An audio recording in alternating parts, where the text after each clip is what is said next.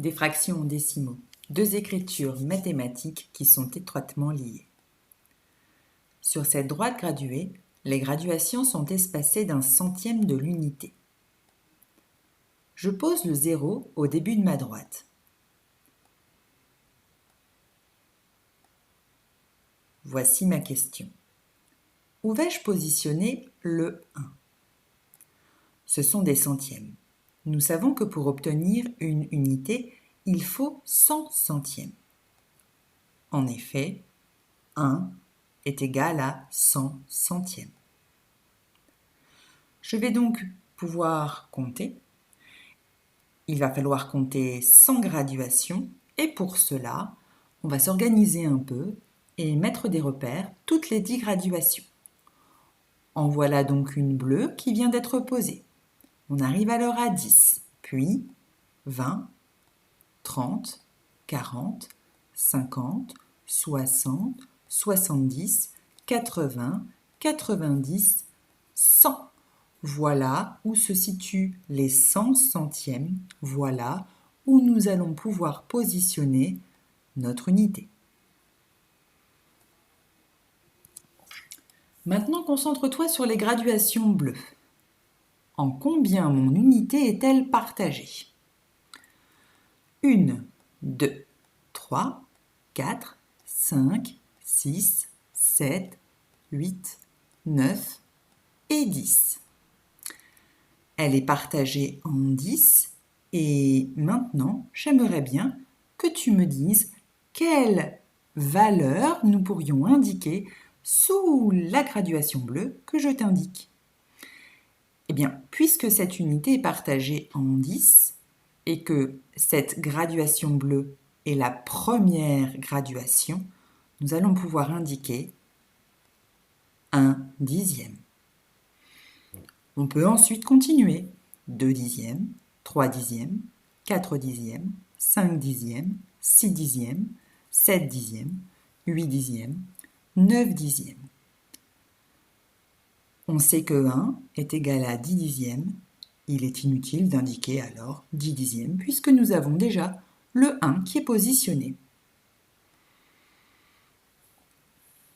Voici maintenant une droite graduée, plus longue. Positionnons le 0. Où allons-nous pouvoir positionner le 1 ?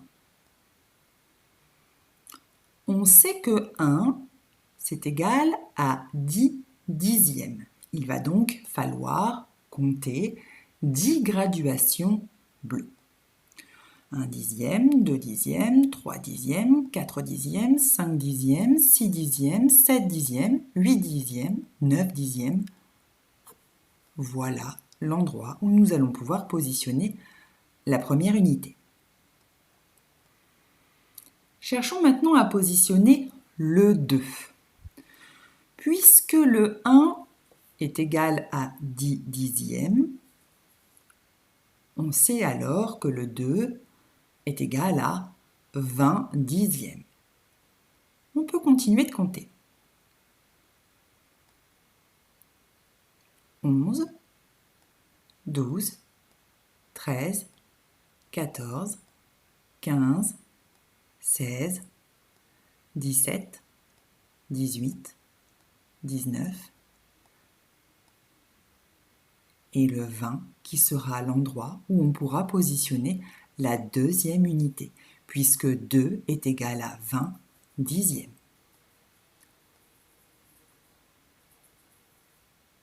Où placer maintenant 22 centièmes ? Pour cela, on peut compter 22 petites graduations. Ou bien, scientifique que vous êtes, on va chercher à simplifier cette façon de faire en se disant que 1 dixième, c'est égal à 10 centièmes. Et que donc 22 dixièmes, cela revient à dire 2 dixièmes plus 2 centièmes. On peut alors positionner 22 centièmes ici. Où placer 15 dixièmes ? Pour cela, on peut compter 15 graduations bleues. Ou alors, le scientifique que vous êtes va chercher à faire plus simple et va se dire que 1 est égal à 10 dixièmes. Donc, 15 dixièmes est égal à 1 plus 5 dixièmes. On pourra alors positionner 15 dixièmes ici. Allez, maintenant, on va placer 185 centièmes. Pour cela, on pourrait compter 185 petites graduations, ce qui serait très très compliqué. Alors, effectivement, le scientifique que vous êtes va encore pouvoir simplifier cette façon de faire en se disant que 1 est égal à 100 centièmes et que 1 dixième est égal à 10 centièmes. On arrive alors à 185 centièmes est égal à 1 plus 8 dixièmes plus 5 centièmes. On peut positionner 185 centièmes ici. Plaçons maintenant 147 centièmes. Pour cela, on pourrait compter 147 petites graduations ou bien se dire tout simplement que 1, c'est égal à 100 centièmes, qu'un dixième est égal à 10 centièmes. Donc, 147 centièmes est égal à 1 plus 4 dixièmes plus 7 centièmes. On positionne alors 147 centièmes ici. 212 centièmes. On peut compter 212 petites graduations ou bien se rappeler que 1 est égal à 100 centièmes, qu'un dixième c'est la même chose que 10 centièmes, pour comprendre alors que 212 centièmes c'est égal à 2 unités plus 1 dixième plus 2 centièmes, ce qui nous amène à positionner 212 centièmes ici.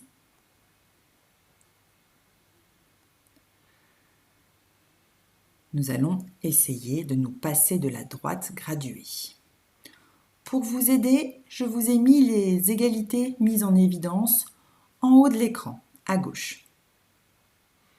317 centièmes, c'est égal à... Nous sommes en centièmes, donc pour faire une unité, il nous faut 100 centièmes. Ici, nous avons 3 unités. Nous avons également 1 dixième et enfin il nous reste 7 centièmes. 528 centièmes.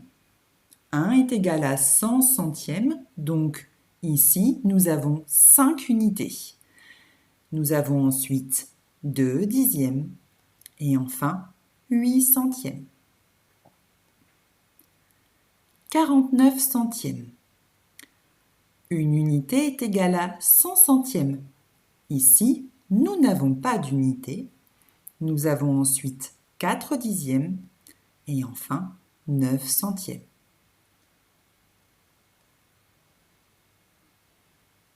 Vous vous en douterez, je vais vous demander de simplifier encore cette écriture. Il y a environ 400 ans, des mathématiciens tels que Simon Stevin ont inventé une façon plus simple d'écrire ces sommes de fractions décimales. Pour cela, ils ont utilisé une nouvelle écriture, avec une virgule. Je vous explique. 49 centièmes. Nous avons dit tout à l'heure que c'était égal à 0, puisqu'il n'y a pas d'unité, plus 4 dixièmes, plus 9 centièmes. Si on passe à l'écriture décimale, c'est-à-dire l'écriture avec une virgule, on obtient 49 centièmes est égal à 0 plus 4 dixièmes plus 9 centièmes, ou bien 0,49. Entraînons-nous encore un petit peu avec 528 centièmes. 528 centièmes, c'est égal à 5 plus 2 dixièmes plus 8 centièmes. On va passer à l'écriture décimale. 528 centièmes, c'est égal à 5 unités plus 2 dixièmes plus 8 centièmes ou bien 5,28. 845 centièmes est égal à 8 unités plus 4 dixièmes plus 5 centièmes.